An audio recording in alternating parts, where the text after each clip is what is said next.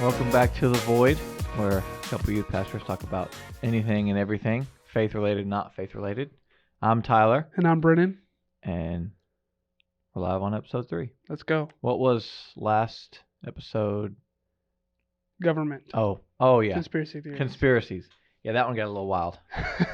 I don't know. This one might. Yeah, we made 2 today. You never really know. Which I know that you've been telling me you're super excited to talk about this. So that makes me excited to hear what you have to say about it. I am.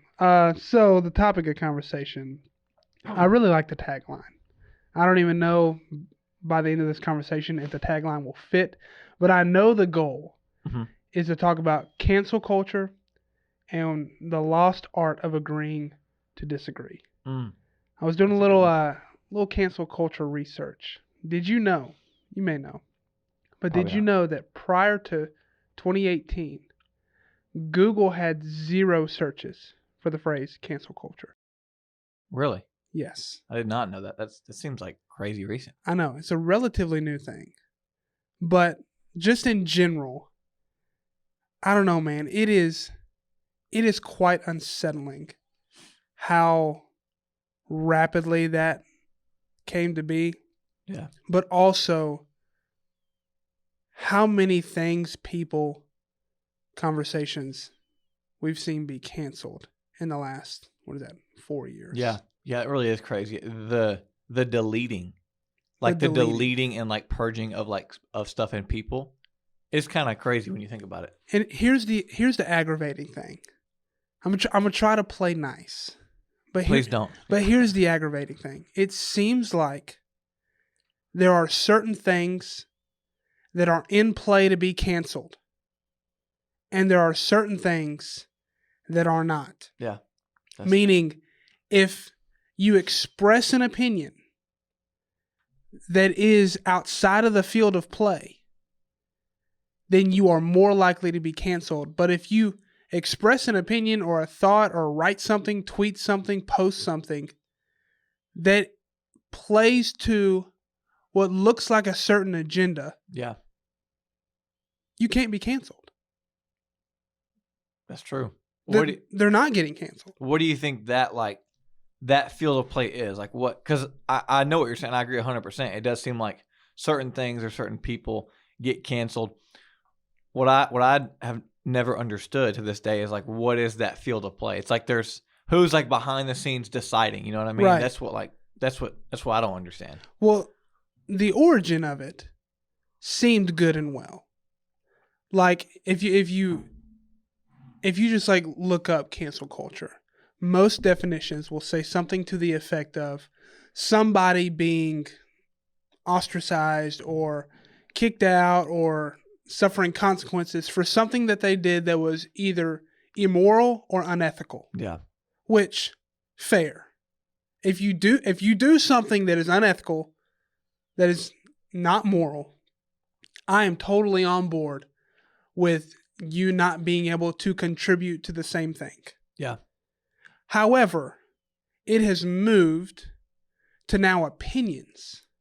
Right. If you express a thought, something that's like immeasurable, that is immeasurable, that is not unethical, that is not, and here's the aggravating part, is the judge of that is completely subjective. Yeah, that's true. You just take modern law, innocent until proven guilty. Mm-hmm.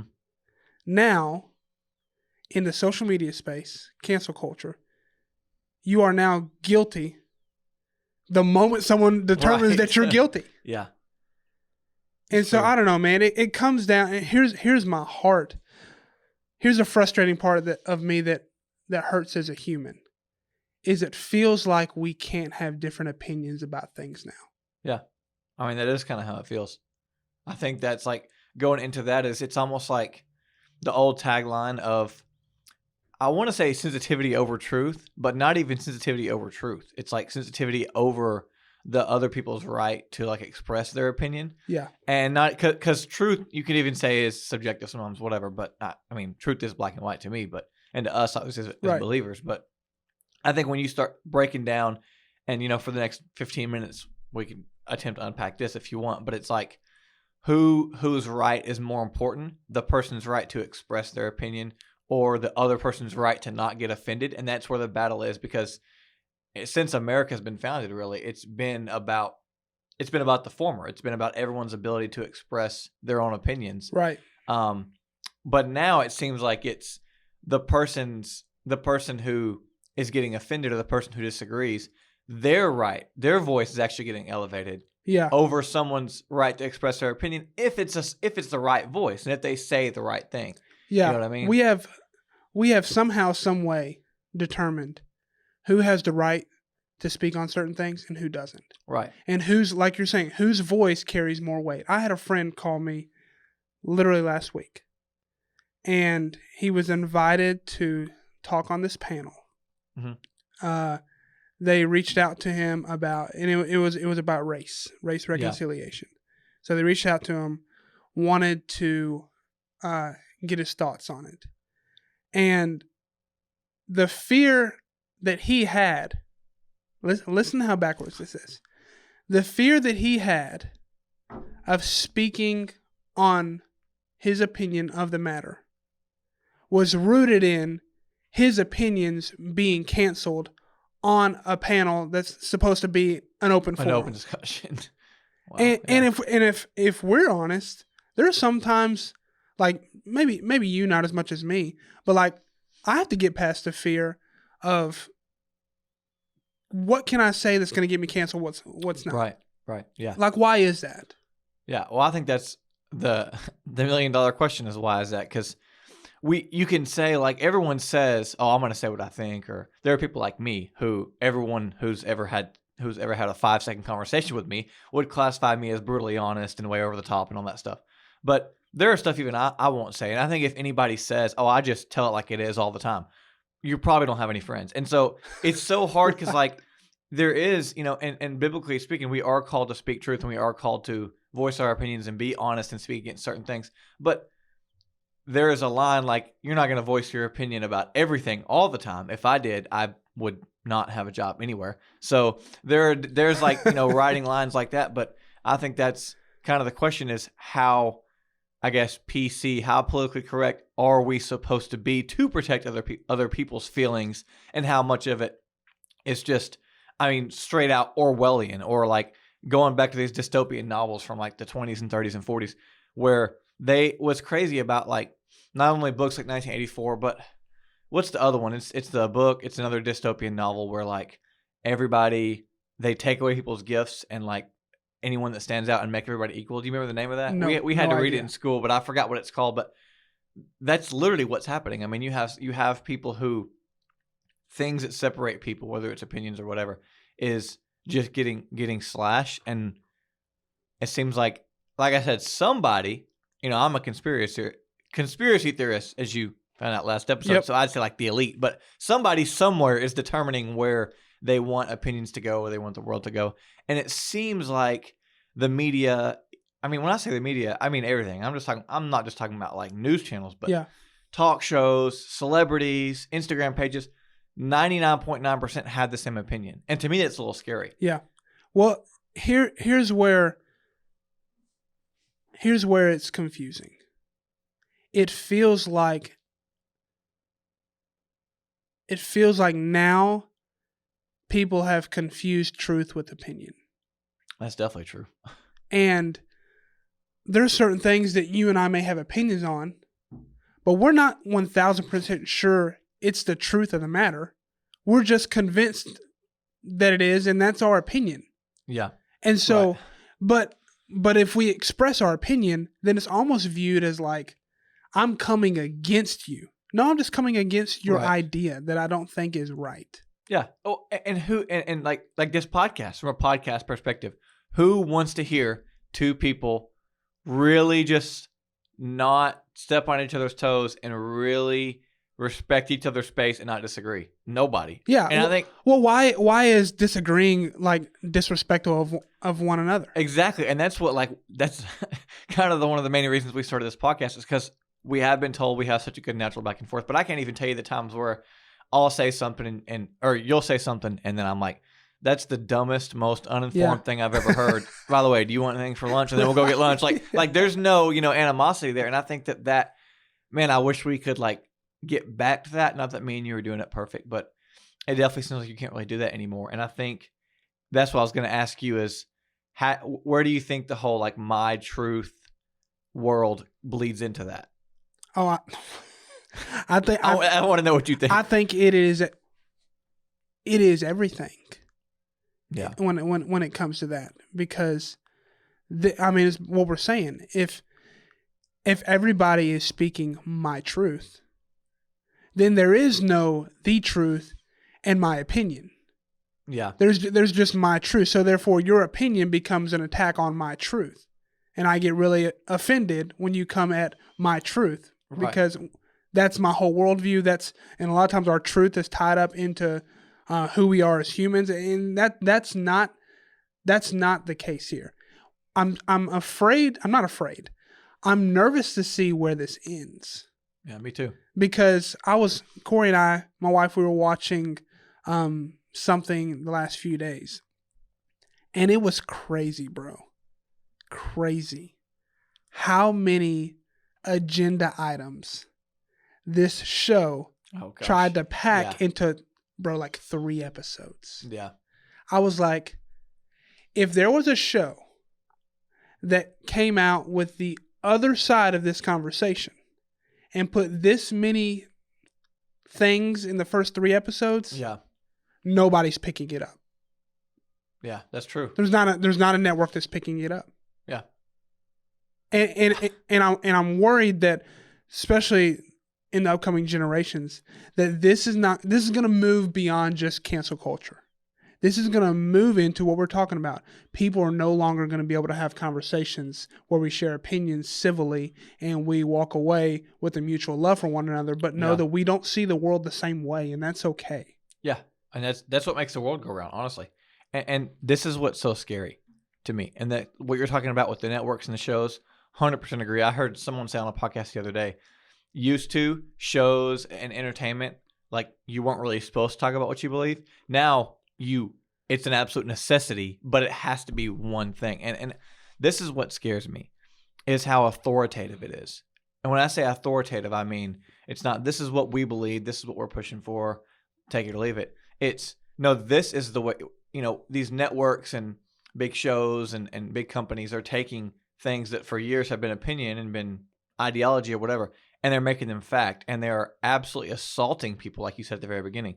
You have to think this way, and it's authoritative. And so if you're a Gen Zer or if you're a younger person and you're growing up and right now and you haven't seen that switch, like someone like my dad who's 51ish or that generation, he's seen it switch. Well, you have a 13, 14, 15-year-old, they're watching TV, they're taking to social media, they're listening to everything. And they're like, well, this is the way it is. Mm-hmm. And so it is a straight up devious attempt to, like you're saying, turn opinion into fact and to take this current agenda that the elite or whatever, the people in power think should be the primary agenda. Yeah. And they're just pushing it and pushing it and pushing it. And that is kind of scary. And that's why I love Gen Z, is because they're so free thinking. Mm-hmm. They're so free thinking. They're so conspiratorial minded, which, if you want to know if the earth is flat, look and do it for yourself. Like, and that may sound silly, but don't assume anything. But that's what I love about this generation is, statistically speaking, they really don't. I mean, they don't assume things. They're always willing to look into everything. And man, it is scary. It is scary how much, when you think about it, I guess the 1% can have, meaning power, executives, producers, networks.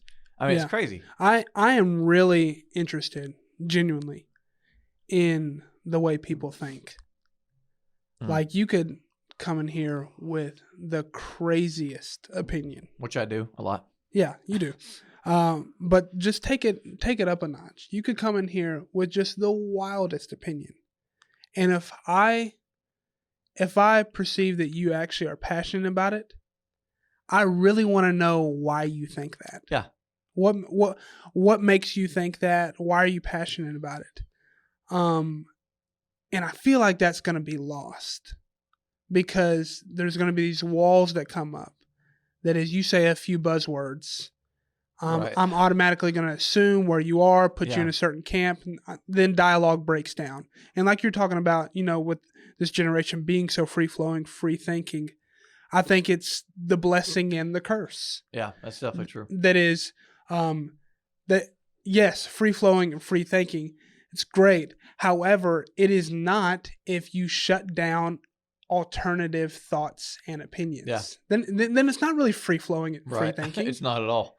Not at all. Yeah. Well, that's what I think is like challenge. And I'm one of those people that you either hate me or you love me because I challenge everything. I'm always challenging people. I mean, I challenge you on a daily basis. Like you're walking by, you make a passing comment walking by and it turns into a 15-minute debate just because like I'm that way. Mm-hmm. But I think that when you think about changing of opinion, I mean, me and you talk about this all the time.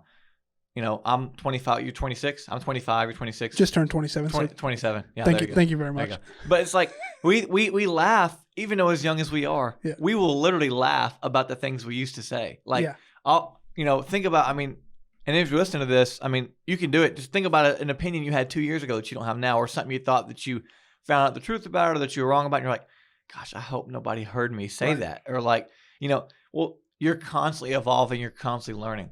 What we're doing with cancel culture is we say, no, I want to stay where I'm at forever. Yeah. Which is so dangerous. That's so dangerous because my question to those people is, do you really want to? Yeah. Do you really want everyone to just back off and leave you alone and let you be in love with your opinion right now forever? Mm-hmm. Do you want that? Yeah. Because you're going to change. The world's going to change. Your circumstances are going to change. Your experience is going to change. Culture is going to change. I've never understood the people who were like, let me think the way I think. Don't challenge it. Don't give me an argument. Just leave it alone because I'm so comfortable right now. That seems like so counter growth and so just stupid if I'm being honest. Yeah. Like, I'm constantly, if someone walked up to me and said, I can give you 3 surefire ways that you're wrong about this, you want me to tell you? I'll be like, yeah, I mean, okay, whatever. Like, I want to know. And I think that just drive to, grow and be better and form new opinions and form new relationships. And that is all diminished by cancel culture. And it drives me crazy, man. Yeah. I think about the amount of things that you and I have talked about, that whether or not I was really committed to the idea or not, just having to talk about, engage in an intelligent conversation about 2 opposing opinions. Yeah. Either made me more confident in what I thought or made me realize that I didn't know as much about what I thought as I thought I did. Yeah. And that's what's at stake, is not only a world in which we can't agree to disagree, but also a world in which people hold opinions that they're so completely uninformed about. Right. Yeah. That's it. That's so true. And like, my question to you is, and maybe we can answer this question in the next 3 minutes, is like, how do you avoid that? Like, how do you avoid getting locked into where you are? Because right now society is even encouraging you to do that if, you're on the right agenda. But how do you avoid, if you are a 16-year-old or, our age, or a 50-year-old, how do you avoid becoming subject to that and mixing your truth with opinion? Because that's like the age-old question. Yeah. And here is the hardest realization that you have to come to. That I read a book about it a few years ago, and I still work on it to this day. But you have to become unoffendable. Yeah. You have to come to a place of where you are not allowing other people's opinions or thoughts to offend you. They may be different. They may rub you the wrong way. You may bristle at them. But at the end of the day, you have to be committed to the idea that that is their opinion. Right. And not let it offend you. Yeah. Because the moment you become offended, all dialogue breaks down. That's so true. The moment you become offended, you don't want to hear what they have to say. Sometimes their opinion may not have come from an offensive place. Yeah. Or maybe you're just insecure in what you think. And so the moment somebody expresses something different, you get offended. Yeah. So I think you have to become unoffendable. I think you have to really do the research on what you believe. Oh, yeah. this is not a time. If I'm going to get real spiritual Yeah. in the last few minutes, Mm-hmm. this is not a time for believers. Come on, preacher. To be surface level committed to what they believe. Yeah. This is not a time to just have soft opinions. This is not a time just to play the middle. Because we are in a day and age, I really do believe, where those that are committed to truth, those that are committed, not even necessarily to truth, but those that are committed to the ideas and convictions and thoughts that they hold are going to be louder voices. And so if you try to step into a space and you're not informed on what you know, you are going to get chewed up and spit out. Spiritually or not. Yeah. But just looking on the faith side of things, if you hold to the teachings of Jesus and you are not fully committed and informed on them, the moment you step into a world and a culture that is saying everything other than that, you will be chewed up and spit out. Yeah. So true. Be offendable and be committed. Right. Well, that's good. I love that. And unoffendable, sorry. Yeah. No, yeah, definitely unoffendable. Two things I say to kind of on that note is the first thing is surround yourself with people who challenge you. And I think that we talk about it all the time when we talk about mentors and accountability partners. An accountability partner is not someone who says, "Hey, I see you're drinking a little water. Try a bigger one. Try a bigger one, buddy. Get a little more hydration." Yeah. An accountability partner is like, "Hey, that thing you posted on social media was stupid and it was wrong." And it's like, I think surrounding yourself with people who challenge you, because if you never get challenged, you're never going to grow. And that's probably the hardest thing about it. But the second thing I was going to say is I completely forgot what I was going to say.